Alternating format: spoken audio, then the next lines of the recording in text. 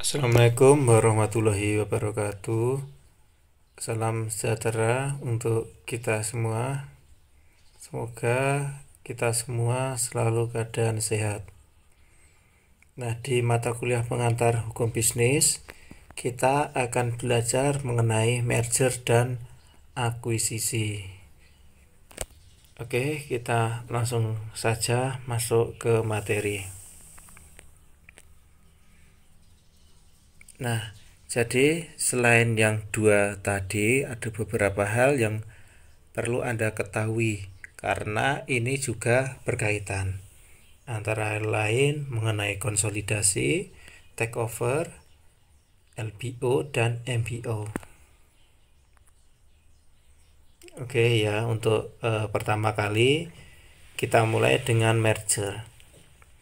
Merger itu didefinisikan sebagai suatu proses hukum untuk meleburkan suatu perusahaan yang kurang berkembang ke dalam perusahaan yang lebih maju, sehingga perusahaan yang meleburkan diri menjadi bubar atau tidak ada. Jadi misal ada dua perusahaan ya, dua perusahaan, kemudian ada yang maju, ada yang tidak. Nah, yang tidak itu meleburkan diri ke yang perusahaan maju, sehingga perusahaan yang tidak maju tadi menjadi tidak ada atau hilang. Jadi tinggal yang perusahaan maju tersebut yang ada. Kemudian untuk akuisisi, ini pengertiannya adalah pengambil alihan mayoritas saham atau mengambil alih sebagian besar aset-aset perusahaan, sehingga tidak ada perusahaan yang lenyap setelah akuisisi. Jadi sifatnya hanya pengambil alihan, baik itu sebagian saja atau mayoritas. Kemudian yang ketiga adalah konsolidasi. Pengertian dari konsolidasi adalah suatu proses hukum untuk meleburkan dua perusahaan atau lebih ke dalam perusahaan baru yang dibentuk, sehingga perusahaan yang meleburkan diri tadi menjadi lenyap atau tidak ada. Jadi dimisalkan di sini ada dua perusahaan ya, ada dua perusahaan, kemudian mereka memutuskan untuk konsolidasi ya. Misal perusahaan ini saya kasih nama perusahaan A, perusahaan B ya. Nah, kemudian setelah konsolidasi menjadi perusahaan C. Jadi tidak ada perusahaan A maupun perusahaan B, seperti itu ya. Nah, kemudian adalah takeover. Takeover itu memiliki makna seperti akuisisi, akan tetapi memiliki kandungan pengertian yang negatif, seperti pengambil alihan yang terdapat unsur paksaan. Jadi yang namanya takeover itu seperti akuisisi, akan tetapi ada unsur negatif. Misal seperti ini, ada dua orang ini ada perjanjian ya, perjanjian hutang, di mana ada jaminan ya, ada jaminan. Si peminjam itu ada jaminan. Ternyata si peminjam itu tidak bisa membayar. Otomatis jaminan tadi menjadi pemilik yang memberikan pinjaman. Apakah yang peminjam tadi rela? Ya nggak rela, akan tetapi ya dia bagaimana? Ya, dia tetap harus menjalankan kewajibannya. Nah, yang seperti ini yang dikatakan sebagai takeover.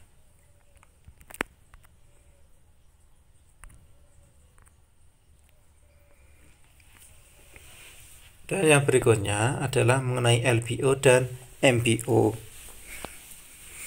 LBO atau istilahnya adalah leverage buyout adalah suatu variasi dari akuisisi atau takeover yang dilakukan dengan teknik-teknik dan tujuan tertentu. Nah, tujuan LBO adalah dengan membeli suatu perusahaan yang diminati, kemudian diperbaiki dan dipermak. Jadi bedanya dengan akuisisi itu tadi, kalau akuisisi hanya mengambil alihan saja ya. Akan tetapi kalau yang sifatnya LBO ini sifatnya diambil alih kemudian diperbaiki ataupun jadi disesuaikan dengan keinginannya. Ya, ini ya jadi perbedaan antara akuisisi dan LBO itu seperti itu ya. Nah, kemudian yang berikutnya adalah MBO. Nah, MBO ini adalah singkatan dari Management Buyouts. Nah, pada prinsipnya menggunakan teknik-teknik LBO, jadi teknik-tekniknya sama ya seperti LBO itu tadi. Hanya saja dalam deal-deal MBO, pihak manajemen suatu perusahaan yang terlibat dalam melakukan transaksi atau membeli saham-saham dari perusahaan dalam satu grup dengan perusahaan yang dipimpinnya. Jadi karena singkatannya itu adalah manajemen buyout, jadi masih satu lingkup perusahaan. Ya, seperti itu ya. Oke, ya kalau kita tadi sudah belajar mengenai definisi, kemudian kita harus belajar mengenai model-modelnya. Ya. Berikut yang terdapat model-model itu seperti merger dan akuisisi. Nah, ini kita akan bahas satu persatu. Nah, dalam model-model merger itu ada istilahnya merger horizontal, merger vertikal, merger konglomerat, merger konglomerat, dan merger dengan likuidasi. Oke, kita langsung saja bahas satu persatu. Yang pertama adalah merger horizontal. Dikatakan merger horizontal karena merger ini di antara dua atau lebih perusahaan yang bergerak dalam bidang bisnis yang sama. Ya, misal antara penjual kain dengan penjual kain. Berarti di sini adalah bidang bisnisnya sama, seperti itu ya. Kemudian yang kedua adalah merger vertikal. Misal merger di antara dua perusahaan yang bergerak dalam satu aliran produksi ya terhadap produk yang sama. Misalkan merger antara produsen dan supplier. Jadi misal merger di sini antara penjual kain ya, kemudian dengan pembuat baju. Jadi di sini ada hubungan antara supplier dan produsen.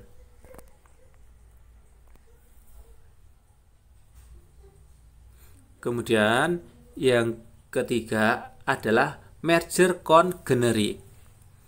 Nah, merger ini antara dua perusahaan yang saling berhubungan dalam aliran bisnis yang sama. Misalkan bank dan leasing. Jadi di sini dalam artian aliran bisnis yang sama adalah contohnya bank itu kan bergerak di simpan pinjam ya, dan leasing itu kan tentang pembiayaan ya kan. Jadi aliran bisnisnya sama ya, sistem keuangan. Akan tapi kan bank itu maknanya lebih luas ya, tidak hanya simpan pinjam maupun pembiayaan saja, kan sangat luas sekali. Oleh karena itu yang seperti ini yang dikatakan sebagai merger konglomerat.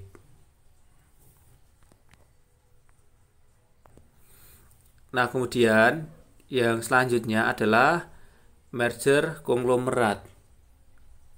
Jadi merger ini antara dua perusahaan yang tidak ada kaitannya dalam bidang usaha, aliran produksi maupun aliran bisnis. Jadi selain dari yang ketiga itu tadi dikatakan merger konglomerat. Jadi istilahnya itu adalah kalau kita artikan konglomerat itu berarti orang yang mewah ya. Orang kaya, orang yang mewah seperti itu. Jadi bebas, dalam artian bebas. Dia mau merger dengan siapapun bebas. Misalnya ada penjual kain dengan penjual besi, nah seperti itu ya, jadi bebas, tidak terikat dengan ketiga hal itu tadi.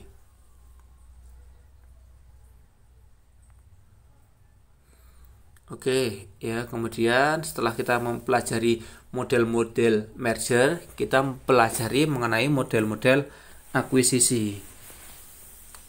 Jadi model-modelnya sama ya, nama-namanya sama. Akuisisi juga ada namanya akuisisi horizontal, akuisisi vertikal, akuisisi konglomerat, dan akuisisi konglomerat. Oke, kita bahas. Jadi akuisisi horizontal ya, jadi masih sama ya sebenarnya ya seperti merger ya, kan, tapi maknanya tertekan pada ini adalah akuisisi. Jadi akuisisi horizontal itu adalah akuisisi di antara suatu perusahaan atau seseorang dengan perusahaan lain yang memiliki bidang bisnis yang sama atau serupa. Jadi sama ya seperti tadi ya, akuisisi antara penjual kain dan penjual kain seperti itu ya. Kemudian yang kedua adalah akuisisi vertikal. Jadi misalnya di sini akuisisi di antara suatu perusahaan atau seseorang dengan satu atau lebih perusahaan lain yang masih dalam satu rantai produksi. Jadi seperti itu tadi ya, akuisisi antara penjual kain dan pembuat baju. Jadi seperti itu ya. Jadi ada akuisisi di sini.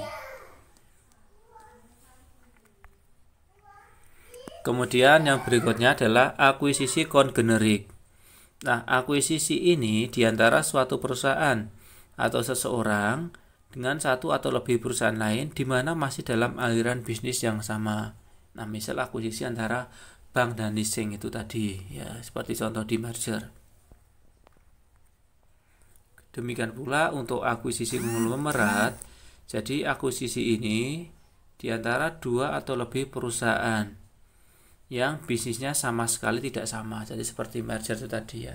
Jadi macam-macamnya sama ya seperti merger itu tadi ya, tapi maknanya yang beda adalah itu masuk merger ataukah akuisisi. Ya, seperti itu ya. Apakah masuk merger ataukah masuk akuisisi.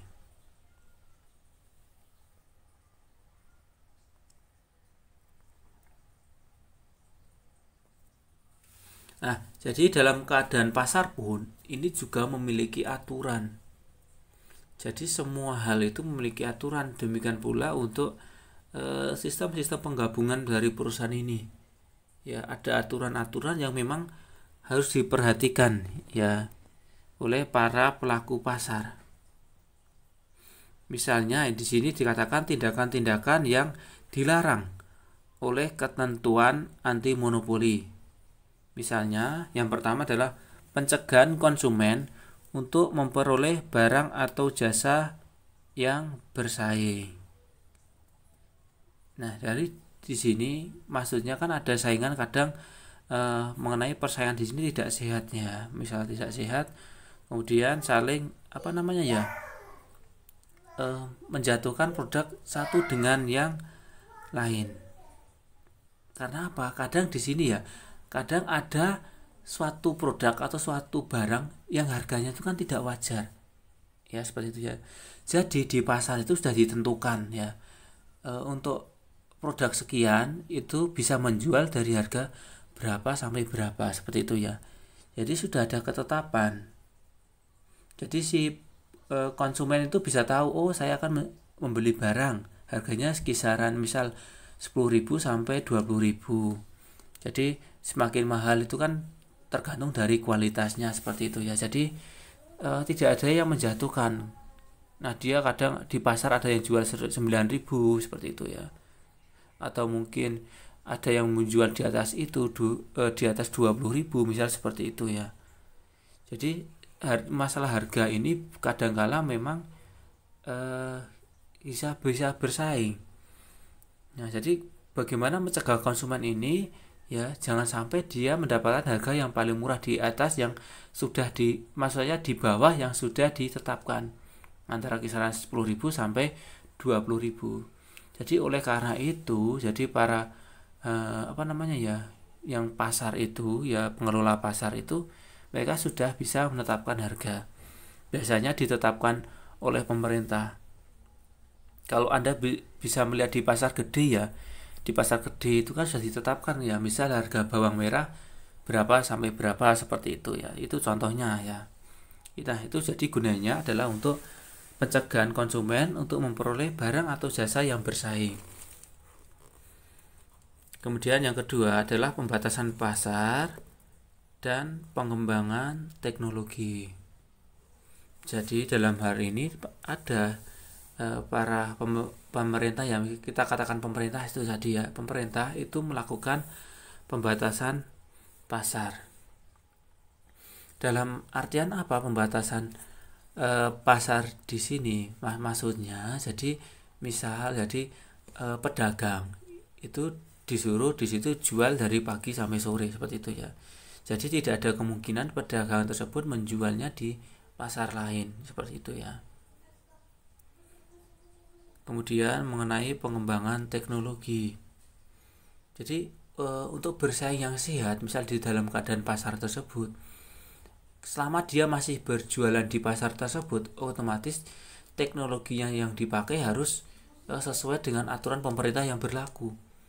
Ya, selama dia berjualan di tempat tersebut. Ya, seperti itu ya. Jadi ada pengembangan teknologi di sini sifatnya kalau dia masuk di kondisi pasar tersebut dan berjualan di pasar tersebut, tentu saja ada aturan. Ya, jadi teknologi yang dipakainya harus sesuai dengan pedagang-pedagang yang lain ya, sesuai dengan ketetapan. Kemudian adanya menghambat pesaing untuk bisa masuk pasar. Jadi itu dilarang. Jadi siapapun yang mau masuk pasar itu dipersilakan ya. Aturannya kan seperti itu ya. Jadi kalau menghambat pesaing masuk itu dikatakan sebagai monopoli. Ya. Jadi siapapun bisa berjualan di pasar tersebut. Kemudian yang berikutnya adalah memiliki jabatan yang rangkap. Misalkan ya keadaan di pasar itu ada pengelola pasar, akan tapi dia juga berjualan. Nah, yang demikian ini nggak boleh ya. Kemudian maksudnya di sini adalah kepemilikan saham. Jadi kepemilikan saham, misal para pelaku ini ya, misal saya kasih contoh adalah para pelaku bisnis ini memiliki saham yang berbeda-beda ya di keadaan pasar. Nah, biasanya maksimal itu 3 ya, memiliki 3 saham di perusahaan yang berbeda.